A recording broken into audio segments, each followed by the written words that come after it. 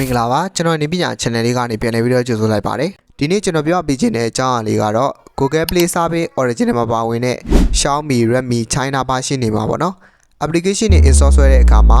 ဒီလိုမျိုး could not install unknown install ပြနေတဲ့ပြဿနာကိုလွယ်လွယ်ကူကူနဲ့ဖြေရှင်းလို့ရနိုင်မယ့်နည်းလမ်းလေးအကြောင်းကိုဗီဒီယိုအနေနဲ့ကျွန်တော်က share လုပ်ပေးသွားဖြစ်ပါတယ်ဒါကြောင့်မလို့မိတ်ဆွေက China version နေမှာ application install ဆွဲလို့မရတဲ့ပြဿနာနဲ့ကြုံတွေ့နေရတယ်ဆိုရင်တော့ဗီဒီယိုလေးကိုအဆုံးထိရှုပေးစီချင်ပါတယ်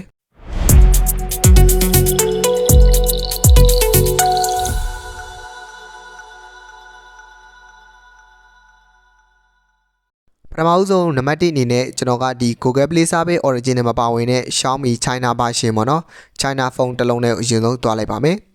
သူ့မှာကဆိုရင်တော့ကျွန်တော်တို့ကဒီ Google Play Service Original မှာပါဝင်တာဖြစ်တဲ့ကြောင့်မို့ Global ချင်းပြီးမှာပဲ Google နဲ့ပတ်သက်တဲ့ဟာတွေအားလုံးကိုအသုံးပြုလို့ရမှာဖြစ်ပါတယ်လက်ရှိအနေထားအရတော့ Google နဲ့ပတ်သက်တဲ့ဟာတော့ဘာမှတော့သုံးလို့မရပါဘူး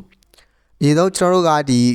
ကို application တွေကို download ဆွဲထားတာဒါမှမဟုတ်ကူးထားတဲ့ application ကို install ဆက်မှာဖြစ်တဲ့ကြောင့်မို့ File Manager လေးကိုတွားပြီးတော့ဗောနော်လိုအပ်တဲ့ application တစ်ခုကို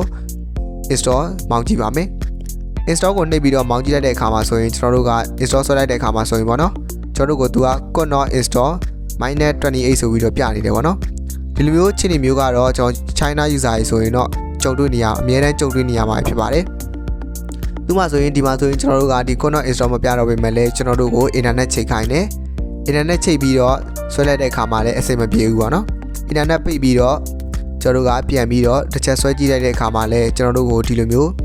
အဝိုင်းလဲတာဒါမှမဟုတ်ကျွန်တော်တို့ကို China စာရင်းနဲ့ပြနေတယ်ပေါ့နော်ဒီလိုမျိုးချင်းနေမျိုးကြတော့ user အနေနဲ့ install application install ဆွဲဖို့အတွက်ဆိုရင်တော့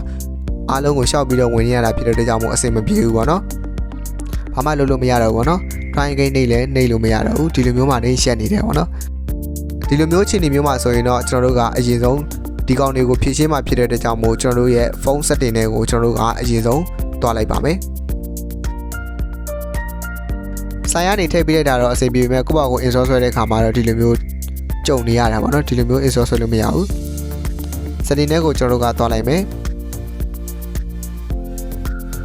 setting တွေကိုရောက်ပြီဆိုတော့ကျွန်တော်တို့ကဒီ my device တွေကိုတွားပြီးတော့ developer option ကိုပေါ်အောင်လုပ်မှဖြစ်တဲ့ကြောင့်မို့ MIUI optimization ကို9ချက်ခောက်ပေးလိုက်ပါဒါဆိုရင်တော့ additional setting နဲ့ဝင်ပြီးတော့ developer option ဆိုတာပေါ်နေရပါတော့ developer option တွေကိုကျွန်တော်တို့ကဝင်လိုက်မယ် developer option တွေကကျွန်တော်တို့က MIUI optimization ဆိုတာရှိတယ်ပုံမှန်ဆိုရင်တော့ဒီကောင်လေးက on နေတာဖြစ်တဲ့ကြောင့်မို့သူ့ကို off ပေးလိုက်ပါ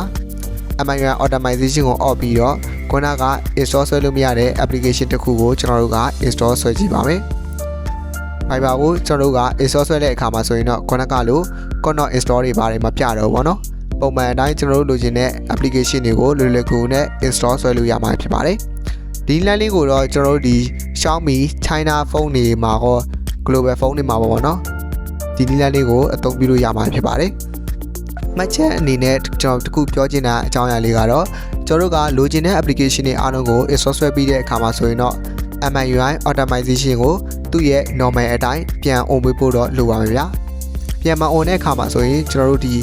application တွေဝင်တဲ့အခါမှာထွက်သွားတာတို့ဘာလို့ဖြစ်နိုင်တယ်ပေါ့နော် software ဘိုင်းနဲ့ညီသွားတာတို့ဘာဖြစ်နိုင်တယ်ဒါကြောင့်မို့ MIUI optimization ကို off ပြီးတဲ့အနေအထားမျိုးမှာကျွန်တော်တို့ကပြန် on ပေးဖို့တော့မမေ့ဖို့တော့လိုပါမယ်ပေါ့နော်ကျွန်တော်ဒီနေ့ဗီဒီယိုလေးကိုကြည့်ပြီးတော့မိတ်ဆွေအနေနဲ့လည်း Xiaomi China phone တစ်လုံးကိုဝယ်ပြီးတော့ပေါ့နော် application install ဆွဲလို့မရတဲ့ပြဿနာနဲ့ကြုံတွေ့ရတဲ့ခါမှာဒီမျိုး error ကိုလွယ်လွယ်ကူနဲ့ဖြေရှင်းပြီးတော့စိုင်းသားစရာတောင်မလိုပဲနဲ့ကိုယ့်ဘာကိုပဲပေါ့နော်လွယ်ကူနဲ့ဖြေရှင်းလို့ရနိုင်မယ့်နည်းလေးအကြောင်းကိုနားလည်သွားနိုင်မယ်လို့ထင်ပါတယ်ခင်ဗျာကျွန်တော်ရဲ့ channel လေးမှာဆိုရင်တော့ဤပညာနဲ့ပတ်သက်တဲ့အကြောင်းအရာများစွာကိုတင်ဆက်ပေးနေတဲ့ channel လေးတစ်ခုဖြစ်တဲ့ကြောင့်မို့မိတ်ဆွေကဤပညာနဲ့ပတ်သက်တဲ့အကြောင်းအရာများစွာအသီးသီးတွေကိုပေါ့နော်ထပ်ပြီးတော့လေ့လာခြင်းသေးတယ်ဆိုရင်လည်းကျွန်တော်ရဲ့ channel လေးကို like and subscribe share လေးလုပ်ပေးခဲ့ဖို့တောင်းဆိုချင်ပါတယ်ဗျာဗီဒီယိုလေးကိုအဆုံးထိရှုပေးကြတဲ့ဒုတိယစီတိုင်းကိုလည်းကျေးဇူးထူးတင်ရှိပါတယ်အားလုံးကိုကျေးဇူးတင်ပါတယ်ဗျာ